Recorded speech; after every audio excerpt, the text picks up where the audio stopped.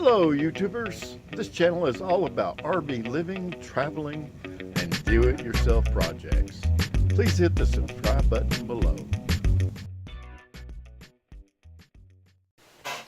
Hello YouTube, today we're going to talk about BMSs, battery management systems. I've been asked by a lot of people if I'm going to use a BMS. And let's look at what a BMS does and what it does well. So a BMS prevents overamping your batteries. You purchase the BMS with the amp rating that your system is going to use safely. For example, in electric bikes, the controller determines how much amperage that electric motor needs. So when you build the battery and you select a BMS, you want that BMS to be able to supply about 10% more than the controller's demands. But you don't want it to supply more than that because the batteries are typically 14S 52 volt and they're 5P batteries, and so you have to use the high discharge batteries because those five batteries are going to be pushing out about 14 amps. So you want a BMS that doesn't allow over 15 amps. And when you start looking for the BMSs, they're so screwed up. And so that's one thing a BMS does do, and it does it well. It prevents the overamping of your batteries. The second thing that the BMS does well, it prevents over discharging the battery. And over discharging is different than controlling the number of amps it pushes through it. It just means that it doesn't let the battery get below the specs on the batteries themselves. Typically 2.85 volts. Everybody says 3 volts. But almost all of the data sheets I've read, the batteries actually can go down to 2.85.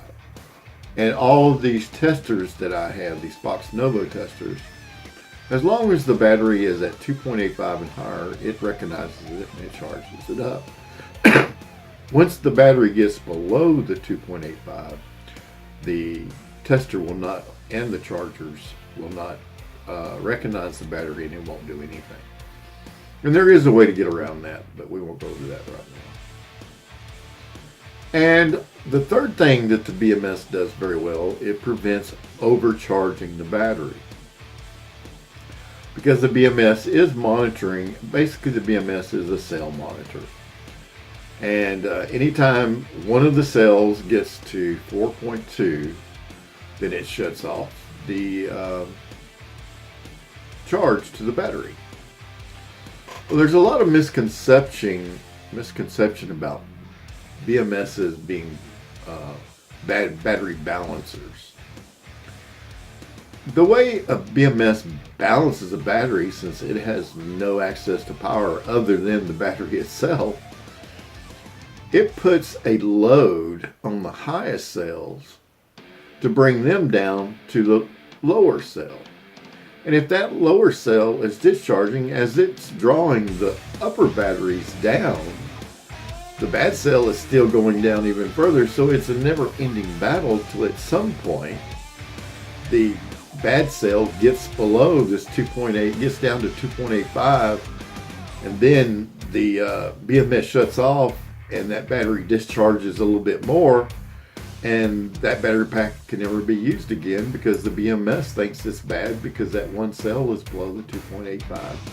And that is the reason that we can find used used batteries, laptop batteries, crack them open and get good cells out of them because the BMS has failed to keep the battery balanced. So if you're buying a BMS to keep your packs balanced, you're wasting your money. If you're buying it to prevent overamping or over discharging or overcharging, well then the BMS can do that job. What does a BMS not do well? It doesn't balance batteries.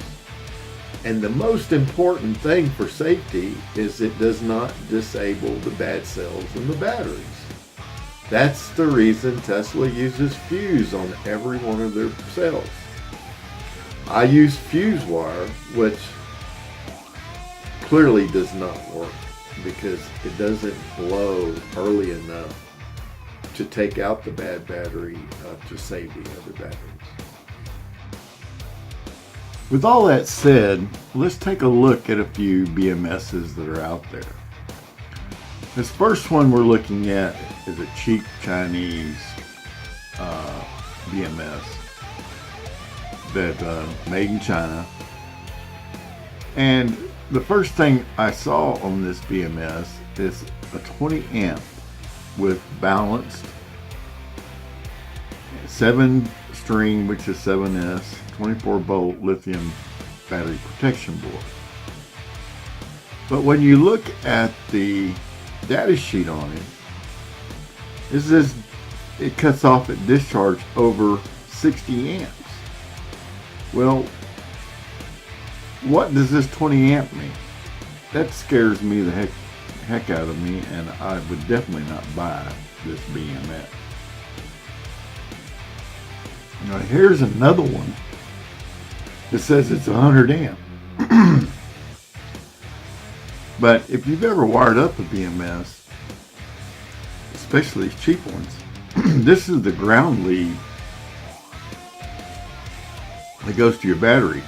So the ground lead is carrying all this current, 100 amps, and this lead is not big enough to carry 100 amps. So I would definitely not use a BMS like this one right here. The only BMS that I would use for a storage battery in a RV or a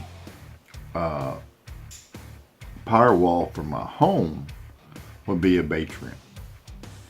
But the problem with the Batrium is they're so damn expensive. Just for this BMS, it is almost $400, and this isn't everything you need to manage this BMS. If your heart is set on using a BMS for a PowerWall for your home, this is definitely the one I'd recommend. Average Joe has got several videos about installing these, and he discussed the cost. He actually blew up the first board he got.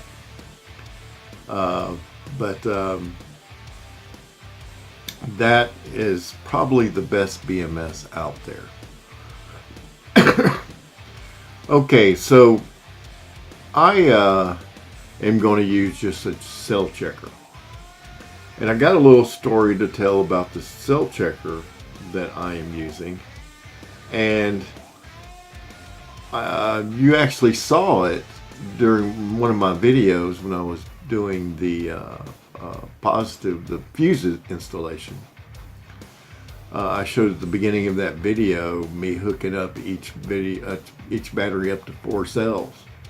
After I completed that video, I continued to solder up the fuses on the batteries. I kept adding more batteries and more batteries till I got to battery number 6, and the cell checker tested the battery at 5 volts. I said, hold on, it can't be over 4.2.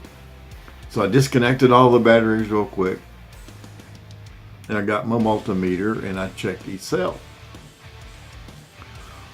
Well, I have 10 of these. I bought 10 of these cell checkers, and you only need one.